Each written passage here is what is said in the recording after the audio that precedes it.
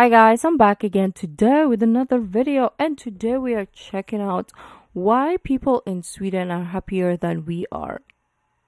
Yes, please rub it in my face, but I want to see. So before we do start, don't forget to subscribe, click the bell button, and let's find out. Hello. Since 2012, every year the UN publishes its World Happiness Report. Think of it as a rating of countries that are doing well. It's Oh, it's dubbed. That's why I was like, wait, something's not adding up, but it's dubbed. Okay. research, powered by data from the Gallup World Poll. They calculate GDP, level of corruption, life expectancy, freedom of speech, and much, much more. This is the 2020 report. If we take out the obvious participant, Switzerland, we're left with pretty much all Scandinavian countries leading the poll. And this order basically never changes. I'm sure a lot of you are thinking that's because these countries are super rich, and therefore they're obviously doing well. Well, yes and no. If you look at the GDP of Kuwait, the UAE, and even Singapore, it's a lot higher than what these guys have. But still, people seem to be happier in Finland or Norway. I guess there's some secret component to it all, and I've decided to find it. Find it in Sweden. Yeah, it's not the happiest country on the list, but it has a serious advantage. It's the only country in the EU that didn't have a lockdown, which means their way of life didn't change in 2020. Sweden serves as a good reflection of all the Scandinavian countries put together. My plan is to collect some perspective data in Sweden, then extrapolate it to all the other neighboring countries, and finally figure out why it is these guys who are the happiest bunch in the world. I didn't know that. I'm still shocked. He's moving on, and I'm still like, wait, there was a country in the world that didn't have a lockdown, and we had like almost 3 years of lockdown. What?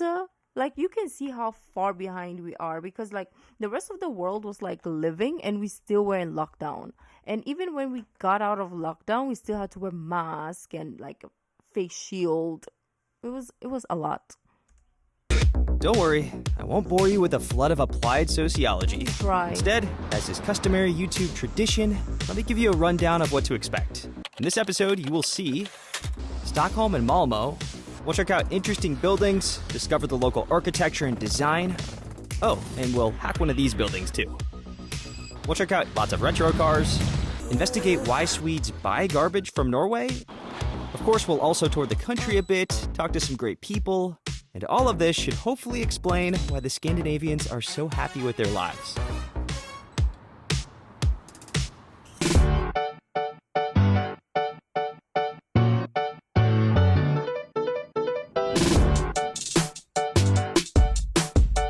We begin in Stockholm.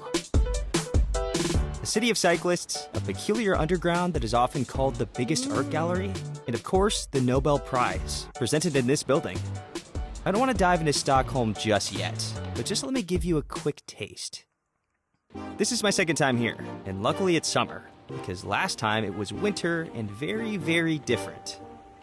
Scandinavian winters can be magical, which is what the North was like. But as for cities, well, they aren't great in the winter. Weather is critical to how you perceive a city, making it very different in rain or sunshine. So, best to come here in summer, trust me. I think the advantages of Stockholm in the summer are obvious. And surprisingly, it's the harsh weather cities where people are the happiest. The general public, on the other hand, typically think it's places that look like this that are ideal for life. Well, according to the statistics, they look like this. The second widely held myth is this. Why are there so many suicides if these are the happiest countries in the world? This, guys, is also not true, and the UN report serves as a good proof of it. In short, there is some truth to it, but only in the 60s and 70s. Yeah, because I don't hear a lot about the S word in countries like Scandinavia. Scandinavian countries. Mostly it's in East Asia, like Japan and Korea, that there's a lot. And I don't know, like mostly Asia, right? What Due are to a we lack doing? of And sunlight of in the course, Scandinavian countries, people here yes, often yes. suffer from an illness called seasonal affective disorder, which leads to depression. However, once the benefits of vitamin D were discovered and doctors started to prescribe antidepressants, the negative statistics started to change. Listen to the clock. Nowadays, the number of suicides in Scandinavian countries is equal to the average European figures. If we look at the worldwide list of countries, Finland is 32nd and Sweden is 51st, with Norway and Denmark even farther down the list. Now that we've dispelled the myths, let's see what the smiley faces of one of the happiest countries in the world looks like. So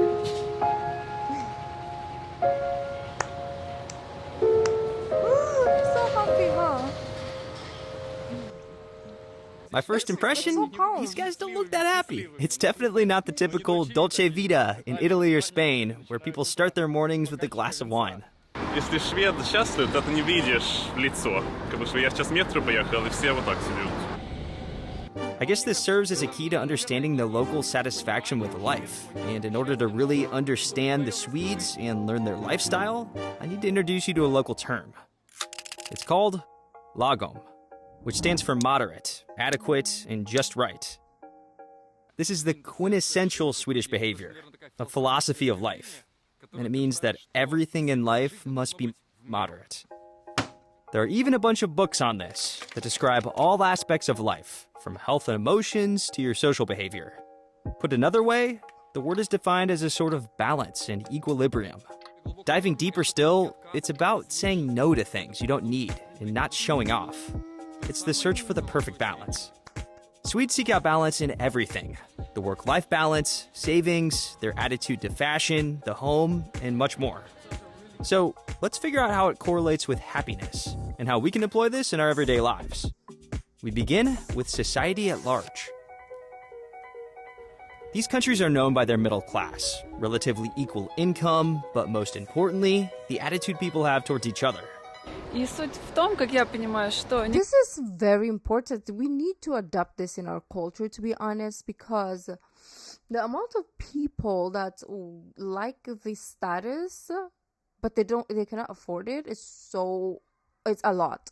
So this is going to kids stealing. There's a lot of cases wherein you will catch like youths stealing at the mall or people's purses. Like that's why there's a lot of theft here, like pickpockets.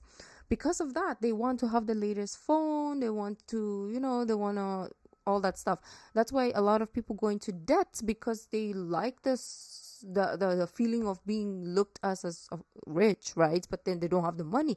That's why a lot of families, they have like multiple cars. So I don't even know why you need. I don't even have a bicycle, guys. They like everybody wants to have a car. Like they don't think about like a home. First is car, and then next is your iPhone. Like everybody wants to have that, and then next is your luxury brands. Which why do you need luxury? Like throw it in the corner, right? That is what the youth and also like the working class. Okay, maybe the older generation and then the kids. Of course, they don't think about that.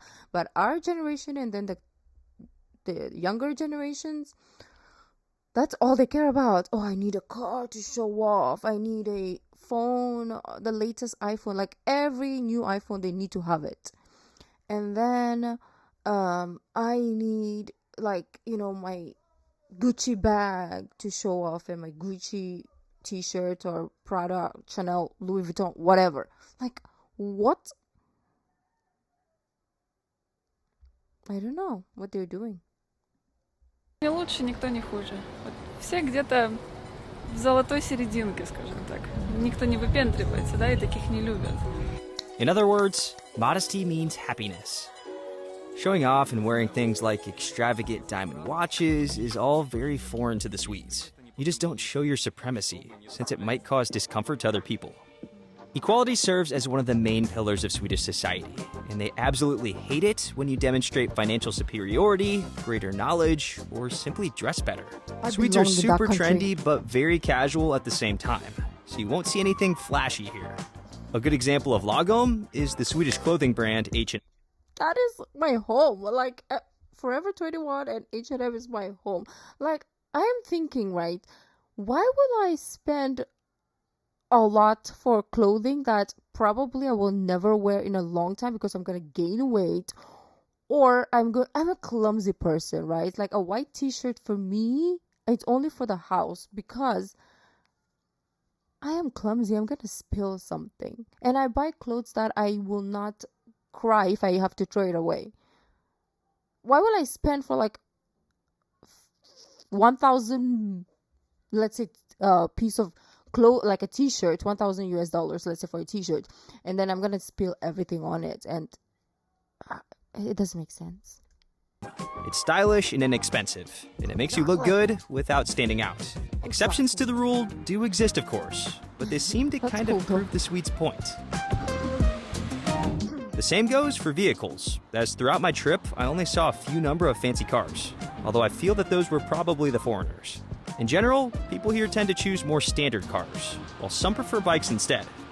Here's another example of this humble style of life for you. Meet the Swedish princess Madeleine, with her husband, at a formal reception, and picking up her dog's poop in Stockholm. The thing is, jealousy kind of disappears when there is no superiority, and in the end, there is no one to be jealous of, and this attitude is exercised right from childhood. The kids at school start getting grades in year 6, again, to make everyone feel equal. All in all, I'd say the qualities that the Swedish society has really taken to are equality and modesty. Now, let's talk about work. All jobs in Sweden come with additional benefits, and, as it turns out, it is quite difficult to get fired here. Потому что если тебя хотят уволить, то это должны быть очень объективные причины, почему тебя должны уволить. Есть профсоюзы, которые тебя будут отстаивать.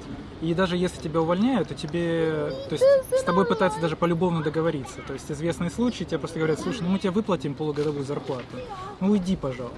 Пожалуйста. Мне еще говорили, что чем раньше ты пришел работать на фирму, тем сложнее уволить тебя по сравнению с тем, кто пришел позже тебя. This is the first in, last out system. If you, my friend, stay at the same company for a long time, you practically become invincible. Sweden is extremely people-oriented. Here, you get free education. Healthcare isn't completely free, but it's inexpensive. You might be wondering, there's gotta be some catch to this too good to be true scenario. And it's the taxes. Taxes here are some of the highest in the world. Some folks' income taxes are as high as 56%. In the end, these immense taxes may appear to be a downside, but they seem to be at least one reason the Swedes are so happy with their lives. Allow me to explain. It's all about the progressive tax rate, which we'll now learn more of thanks to Stas and Marina, who live in Malmo. Как я это понимаю, больше получаешь, больше платишь. У нас даже был момент, мы там прыгали в зарплате, и в какой-то момент Марина на бумаге получала на 1000 евро, скажем, больше, в общем, я на 1000 меньше, но мы получали на руки одинаковую сумму. Похожую сумму, потому что она зашла за какой-то порог, там следующий трэш-холд, и там вырастает, получается, налог там по 5, по 10%. То есть больше получаешь, больше платишь. Иногда бывает то, что тебе, в принципе, нет смысла зарабатывать больше, да? Ну да, но это как-то все с этой системой лагом здесь, когда тебе должно быть достаточно. One thing that these progressive rates do is discourage you from working overtime, as every additional hour results in more taxes, both for you and your employer, meaning that it's not more profitable to work a lot. This kind of levels the rat race, where you work non-stop in order to earn more, completely changing your perception of money. And just as the American money-making model can be parodied by the phrase, get rich or die trying, Scandinavians are all about lagom. Why spend your life chasing millions that you won't even be able to spend when you can earn a sufficient amount and enjoy some free time? This is where the idea of balance swiftly comes into play. A work-life balance that serves as one of the pillars to local happiness. They do follow a work schedule, but never stay overtime. То есть, условно, все 8-9 пришли, в 4-5 ушли, да, там 8 часов на работе провели, а дальше это все твое свободное время на себя, на семью, на друзей. Здесь не принято перерабатывать, как у нас. Это не поощряется. Если ты там посидишь, да, там 2 часика доработаешь, нет. Тебе, скажем так, твои близкие там коллеги скажут: иди-ка ты домой. Серьезно? Да. Это был первый совет, который мне дали, когда я пришла на работу. Сказали: здесь не так, как в Украине. Вот положено, ты там 8 часов провела в офисе, все, дальше ты уходишь. And this work-life balance couldn't be more different than Japan, where working overtime has become a social norm. People there sleep during their commute to work, and hundreds die on a yearly basis due to work fatigue, which has even become a separate word, karoshi. Swedes, on the other hand, are far from that. No karoshi here. Today's Friday, 4:30 on the nose, and while everyone is still hard at work in other countries, the Swedes just look at it as if it's a Saturday evening, and everybody else is still packed in their offices. It's because of this attitude to work, locals have enough free time for family, sports, and leisure. And this, of course, You see, this is like, I never thought this was a reality actually until I started reacting to you guys' video requests. I never thought it was a reality. It was always in my mind, like as an imagination of me, like, oh, I wish there was a world wherein this is something that we could do. Because of course I grew up here, so I didn't know.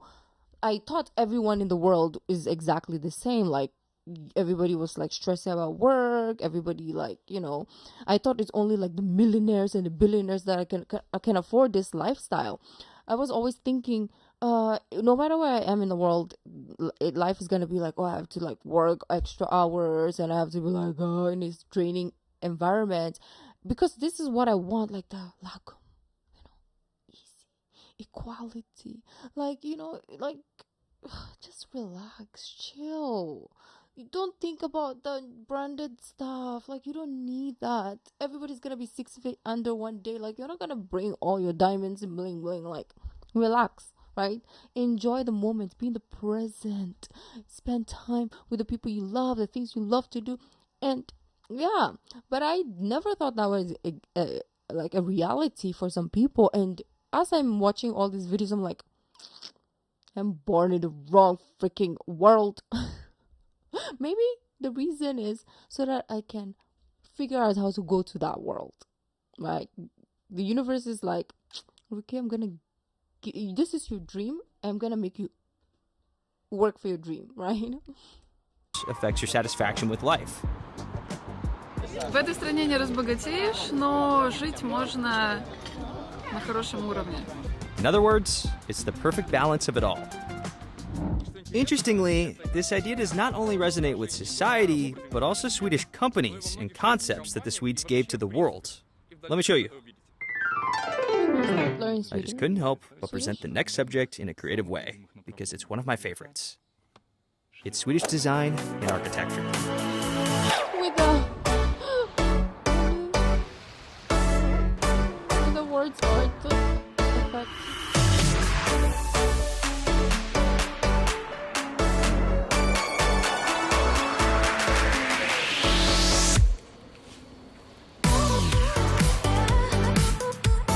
Scandinavian architectural design is one of the most popular in the world right now, and Sweden plays an important part in it, because their architecture is like a reflection of their attitude to life.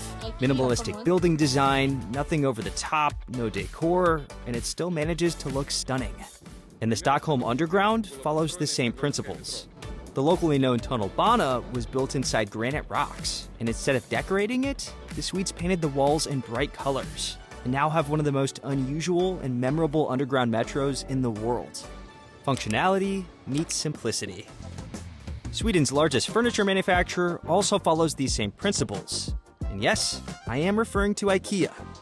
There are more IKEA catalogs printed every year than Bibles. They come in 29 languages, and when it comes to the IKEA decor, it's once again all about lagom, as the streamlined and low-key design aims for functionality, simplicity, and durability. It's hard not to mention Ingvar Kamprad when talking about IKEA, because not only is he the founder, but it's also who the company is named after. IKEA is an acronym, which stands for the founder's first name, last name, and his place of birth. Ingvar once saw that one of his employees was detaching the legs from a table to fit into a customer's car, and that's when it hit him. From that point forward, all the company's products would be sold disassembled, which drastically decreased the logistical expenses.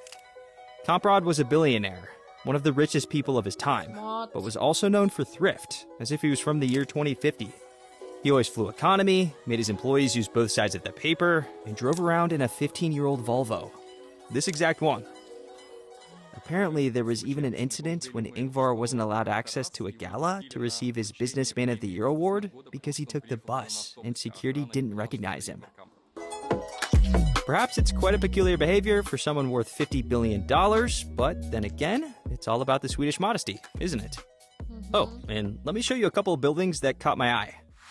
Let's start with Victoria Tower, a 117-meter high-rise built in the Stockholm Silicon Valley. Thanks to its scale-like surface, it naturally blends into the landscape. And if you look at it from just the right angle, it almost becomes invisible. Ericsson Globe is another unusual design, and the biggest spherical building in the world. This 85-meter tall golf ball serves as a concert hall, and there's even a gondola that can take you up to the top of it. Next is the Euphoria Mall in Malmo, which features a very futuristic-looking facade covered in golden glass.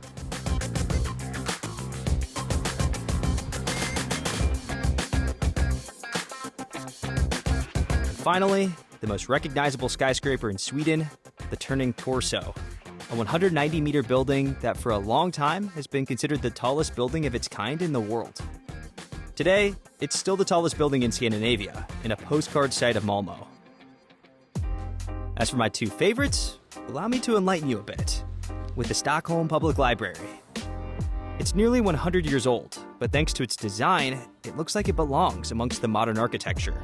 And although I can't say that I've seen a ton of libraries around the world, this one here definitely earns the top spot on my list. So cool. What's amazing is that anyone can go in. You don't need a library card or anything, you just go in and start getting blown away. Make sure you visit it next time you're in Stockholm. And don't forget to read too, guys. Finally, I was excited to show you one more interesting structure. But for that, the night had to come first. Watch that tower, guys. We wait for nightfall, open our special app, and select the tower floors. Look at me. Then, the fun begins. This app lets you control the color of the tower. And by combining red, green, and blue in different proportions, we can achieve any color in the entire spectrum. And here's what my amateur skills got me. Here's more. Can we do purple? And more. I think I could spend my whole life just playing with these colors. And thankfully, the app developers limit each session to 10 minutes. What's crazy, though, is that it was launched in 2006, so it's now been 14 years that this tower has brought joy to the locals. I got quite lucky with Stockholm this time. The weather was great. I explored the city and loved it. Back in wintertime, I didn't want to risk jumping on a river ferry, but this time, here I am. And check out the process for flagging down a ferry. You put the sign down, and it's how the captain knows that you want in.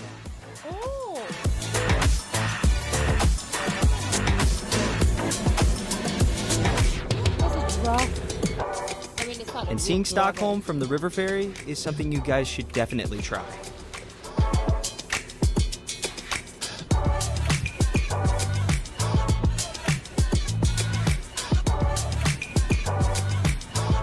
Here's something that happened afterwards. I was minding my own business on Sergelstorg Square, and then this happened.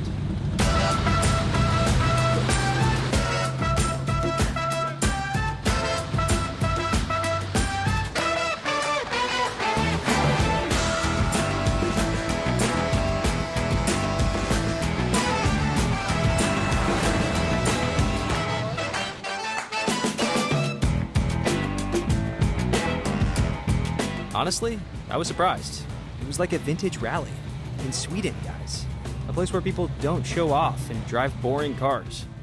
It feels like I'm in Las Vegas in the 70s. And where on earth did these cars come from? Turns out, Sweden is where one of the largest American classic car festivals takes place. And apparently, it even attracts the Americans themselves, who are eager to check out these beauties. All due to the fact that there are more of them here than in the US. So, these motorheads gather up on late Fridays and go for a stroll. And this is when it hit me. I decided to get a car too, so I rented one. And it just used to be a Benz. I know. Renting a Merc in Sweden is pretty dumb, but I couldn't find a Volvo, because they're all taken. Yep, we'll have to roam in a Merc, unfortunately. Although Volvo is always with us, thanks to their invention that we all wear these days, seatbelts. And they registered it as an open patent so that all of their car manufacturers could make full use of it too. For free, of course. The Swedes. Gotta love them.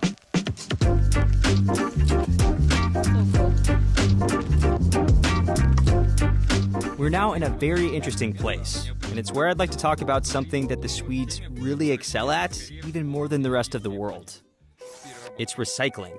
Try to wrap your mind around this. Sweden recycles 99% of the trash it produces, and only that last 1% ends up in the landfill. Moreover, their recycling program provides Stockholm with 40% of its electrical demands, an impressive achievement of infrastructure, given that Sweden has no oil and gas. And it's where alternative energy becomes the solution to energy-induced problems. In order to achieve such results, the government began to educate its society in the late 80s. And these days, even kindergartners have lessons on recycling. A key aspect of this education is the correct assortment of trash, which is supported by the so-called FTI stations, where glass is separated by color and aluminum, paper, and plastic have individual bins. As far as plastic goes, it's a different story of its own. And this is how the government encourages people to dispose of it properly. We go into a grocery store and pick up the most basic water bottle. The water itself costs 10 krona, but the receipt says 11 krona. This is not some organized financial crime arranged by the grocery store, but a way to make you recycle this bottle. And that's how you get your 1 krona back. Plastic bottles can be recycled on the spot. You put your empty bottle in and get a barcode that you can redeem in the store to get your money back. This is future. Yep, these machines are everywhere, utilized to their utmost potential by the entrepreneurs around us. Plastic bags are more expensive than their paper alternatives. Also, Swedes love their secondhand shops, where apart from clothing, you can also find dishes, books, vinyls, and lots of other useful things too. These shops are popular in Sweden for a couple reasons. First, it's where you can find quality cheap stuff, and secondly, reuse of things is, once again, part of the lagom concept. So, everyone does it, and most importantly, it doesn't make you look like a cheapskate. Вот это секонд-хенд, вот это секонд-хенд. Что да? Людик покупает, да. Это мода для молодой человек. Also, you can recycle clothes too. And then there's a thing called plogging, which is a combination of jogging and picking up litter. It's not surprising then that it's Sweden that brought up the famous Greta Thunberg, the author of How dare you? How dare you? Let me show you what domestic litter assortment looks like. Добро пожаловать в мир сортировки. Every building has its own sorting room.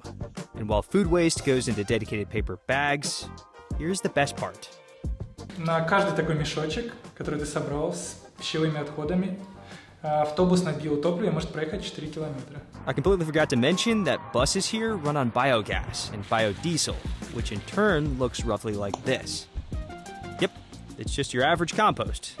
And this is why people don't just throw their trash away, because they have a clear understanding as to why it is sorted and what that process achieves. As for large waste, there are specialized centers for that. Скажи, пожалуйста, это платно вообще? Это, конечно, бесплатно. Это бесплатная история. Государство заинтересовано, чтобы мы правильно сортировали мусор. Remember how the Australians leave their old furniture on the street, hoping someone might take it so they don't have to pay to throw it away?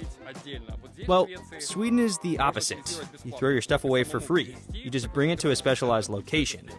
Because of this, the locals rent vans to dispose of large items. And check out how packed this place is. This large trash is then compacted in containers that process construction waste, wood, books, tires, lamps, batteries, and even household appliances that I bet would have been taken off the curb in no time if this were Australia. Here, though, it's recycled. I felt as though there was more I could investigate on the subject, so I took off for a town called Linköping, home to recycling company Tekniska Verken. Honestly, if you take off the pipes, it starts to look like a pretty good-looking business center. Alright, think about this. Sweden actually imports garbage. The country doesn't have enough trash to keep its recycling factories running, so they buy it from other countries, including Norway and the UK. It's thanks to this recycled energy that over 1 million homes get heating, and roughly 700,000 additional households get electricity. This Swedish model of recycling is called trash to treasure, and and it's probably why these factories look so space age. I mean, I'd even live in one. I think this is what the future needs to look like, with recycling centers that look better than the homes we live in, and garbage that is turned into energy. Wonderful.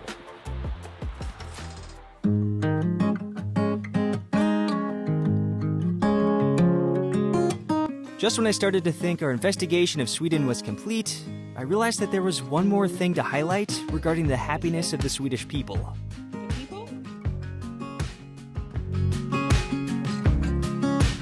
In at least one point of this episode, you heard me say that the weather wasn't great here. But when the sun comes out, which doesn't last long or happen often, the Swedes take to the forests, have a picnic, and even swim in the freezing sea. You have to have those bad weather to be happy in the good weather. She knows. This is the south of Sweden, where many have their summer houses, and it's where people go to chill and be closer to nature.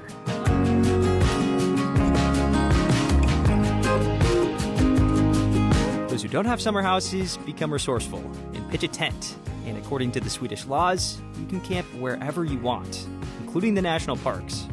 And although you may not associate Sweden with amazing landscapes, it actually does have some great spots. I guess then, the final piece that helps generate the Swedes' happiness is becoming one with nature. And finally, the puzzle is complete. To summarize, I believe that there are a number of reasons behind the Swedes' happiness. One reason is the equality. The difference between rich and poor isn't substantial, and even if it exists, no one really flaunts it. So, everyone feels equal. Everyone is socially secure. No one here cares about the rat race and getting fired. And they spend their free time with family, nature, friends, whatever. I have another theory too, though, and it dawned on me after visiting countries that border the equator. Perhaps the reason why life is great in these Nordic countries is actually the climate. I know, the sun is blazing in full swing and the weather is gorgeous right now, but in reality, the local climate is really harsh, which I think very much challenged the earliest people from these countries to work as hard as they possibly could throughout the summer, so that they didn't die of hunger or freezing temperatures in the winter. This, in my opinion, is why countries surrounding the equator are usually the most economically challenged, because they don't have as much interest in tirelessly working themselves 24/7, and they don't live in fear of dying from the cold or going hungry from freezing conditions. And if we extrapolate that to some people's lives in general, you can make the case that someone who is raised with a silver spoon in their mouth usually struggles more in life compared to people who live in stressful conditions and have no option but to work, trying to achieve something in life. It's the latter bunch that succeed in life. It's a simple philosophy, but I think it works, even if you apply it to something like a whole country. That's all from me this time. You know what to do. See ya. Like this video, and that the guy, I think his name might be Anton, because the channel is Anton somewhere.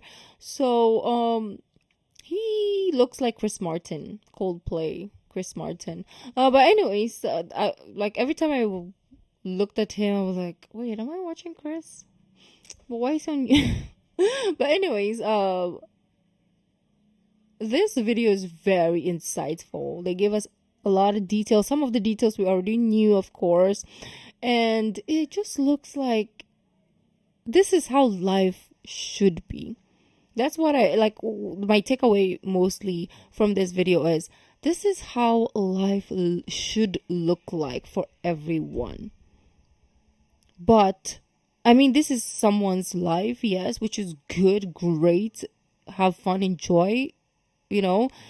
And then but then other parts of the world will, like me, I never knew this existed. So if you show this to a regular, or even tell this to a Filipino, right? Like a Filipino who hasn't lived the country, they don't necessarily watch a lot of videos.